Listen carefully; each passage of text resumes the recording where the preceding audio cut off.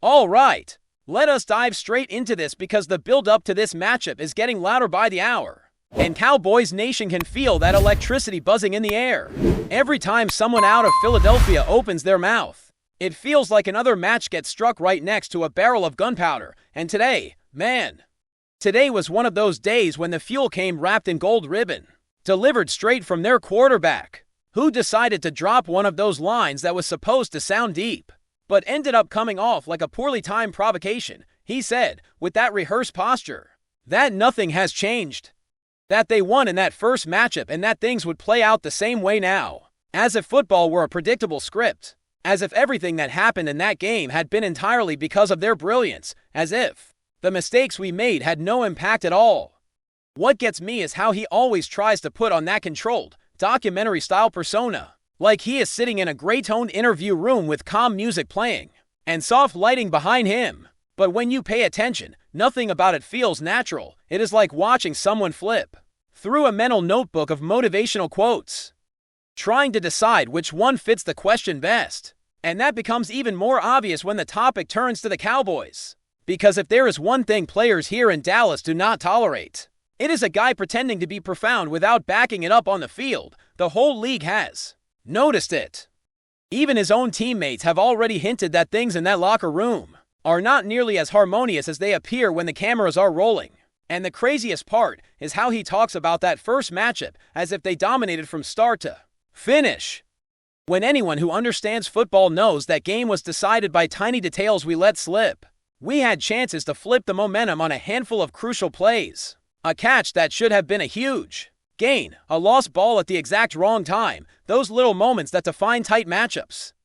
And now he comes out with this superiority tone, like everything on their side was flawless. That is exactly the kind of posture that lights up the atmosphere here in Dallas, especially now that the stage for this rematch is our home turf, our crowd, our stadium roaring with every defensive stop like a living earthquake. And honestly, the more he tries to sound like that unshakable leader, the clearer it becomes that he is performing a character. The speech rhythm, the forced tone, the stiff answers, everything feels rehearsed. No confident athlete needs the forced depth. Nobody who lives the intensity of this sport speaks as if narrating a guided meditation. Meanwhile, his own teammates, the guys who actually grind every snap, know that this Philadelphia team is not even close to as solid as they want people to believe. Their defense holds on at times. Their skilled players try to carry the load, but the offense as a whole is different. It is not consistent. It is not sharp. It survives on flashes. And when he tries to sum it all up by saying they won before and win now, it almost feels like he forgot that last week they won scoring only 13 points. 13. In a league where offenses are becoming more dynamic every season, relying on that level of scoring is basically asking for trouble every single Sunday. Yet he goes on camera with this aura of absolute calm, almost disconnected from reality. It is like he is describing an idealized team, not the one that actually steps on the field week after week. Meanwhile, on our side, the vibe is different. You can feel it in practice, in the more direct interviews. In the eyes of the players, the Cowboys' defense is playing with a coordinated aggression, as if every snap has a deeper purpose behind it. The defensive line is attacking gaps with precision. Every opposing run gets swallowed up with force. Every pressured throw turns into an opportunity.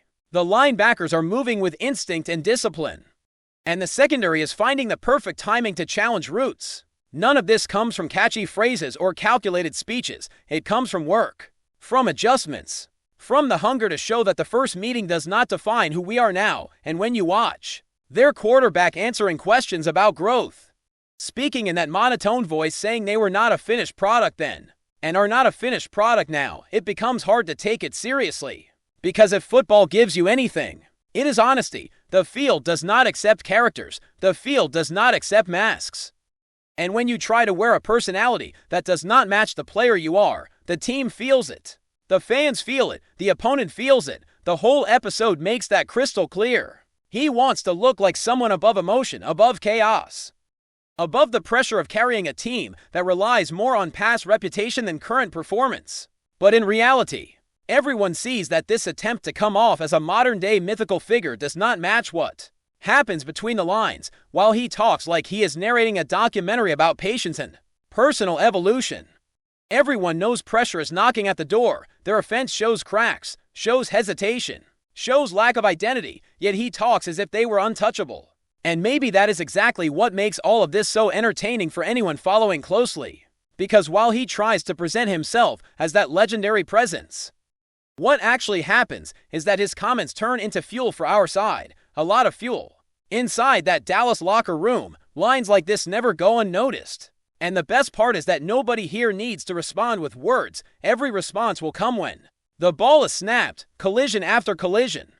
In the heat of that field where only one truth matters, the team that executes better wins, and now, all that is left is to wait for the moment they step into Dallas and discover the weight of what was said. Man, the closer we get to kickoff, the more this thing feels like a pressure cooker ready to blow. And you can sense it in every corner of Cowboys Nation. From the fans who have been circling this date on the calendar since week 1 to the players who have been walking around with that quiet intensity that only shows up before a statement game, the whole city feels like it is leaning forward, waiting for that first snap. And while Philadelphia tenta vender aquila image MD serenade, a verdade que ninguém por la está tão tranquilo quanto o quarterback deles por fazer parecer. The cracks have been showing for weeks. The offense has stumbled, the chemistry has wobbled, and every time they get pressed, that weight of composure starts to tremble.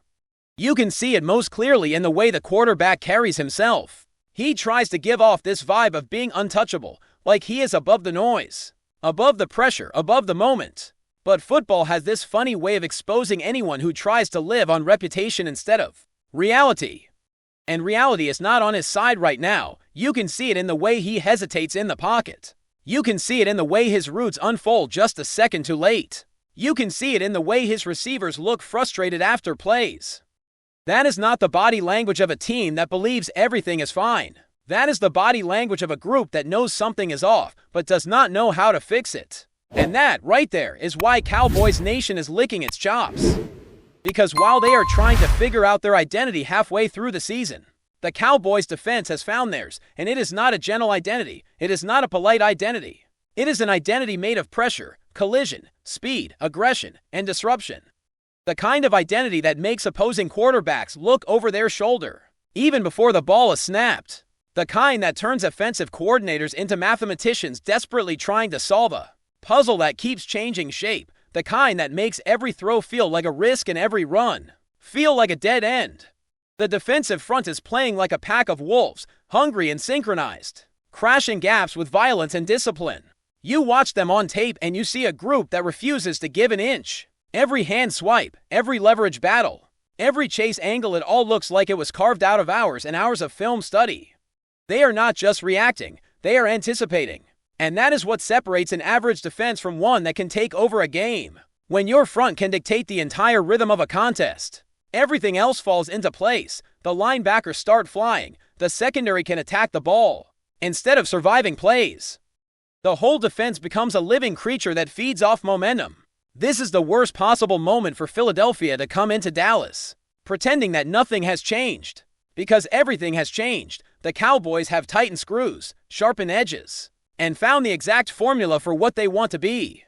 And all of that confidence is getting funneled into this matchup, right here, right now. The funniest part is how the quarterback from Philadelphia tries to dress up every answer, as if he is the calmest man in the stadium, but deep down, you can tell he feels the shift. You can tell he hears footsteps. You can tell he knows that this matchup is not like the one from earlier in the year. The Cowboys are no longer searching for themselves. They know exactly who they are and what they bring. And when a defense walks into a game with that level of clarity, quarterbacks start losing sleep. You can feel how badly the Cowboys want to rewrite the story. That first matchup stuck in their throat, not because they were outplayed, but because they handed over opportunities on a silver platter. Nobody forgot those moments. Nobody forgot the missed chances. Nobody forgot the feeling of letting one slip away. And this time, they are walking into that field with the urgency of a team that refuses to let history repeat itself. And while Philadelphia tenta se convencer de que aquele jogo foi retrato fiel da diferença entre os dois times, the truth is that even their fans know things have changed. The quarterback keeps trying to paint this picture of stability, but the paint is cracking. The offense does not move with rhythm. The pocket does not feel secure. Their receivers are playing with tension instead of confidence. And their quarterback is trying to wrap all of that in poetic language that fools no one, if anything. It highlights the disconnect between what they want to be and what they actually are. Meanwhile, the Cowboys are not saying much publicly. They do not need to. The work is speaking for them. The intensity in practice is speaking. The corrections on tape are speaking. The way players have been carrying themselves all week is speaking. And when a team gets quiet like that, when they lock in and stop caring about outside noise, it usually means they are about to unleash something heavy. This matchup is personal now. Not because of the standings, not because of bragging rights, but because of how the first game ended and because of everything that has been said since.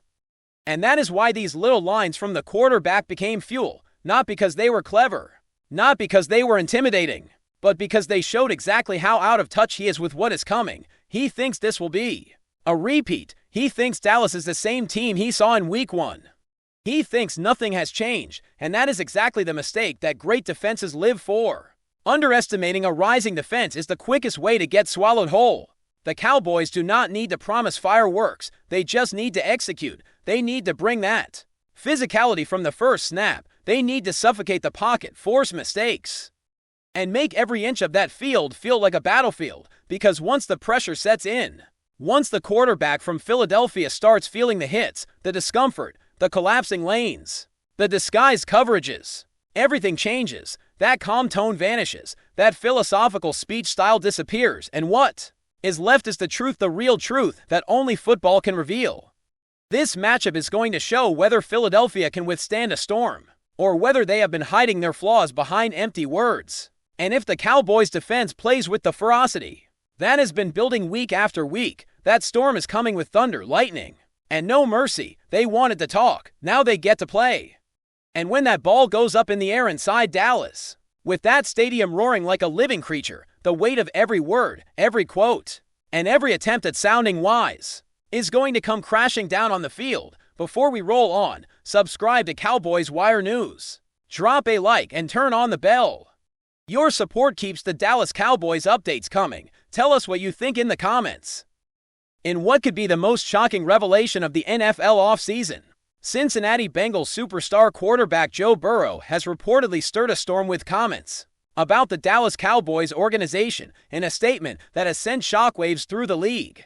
Burrow allegedly confessed that he turned down any chance of joining the Cowboys, citing concerns about the team's management.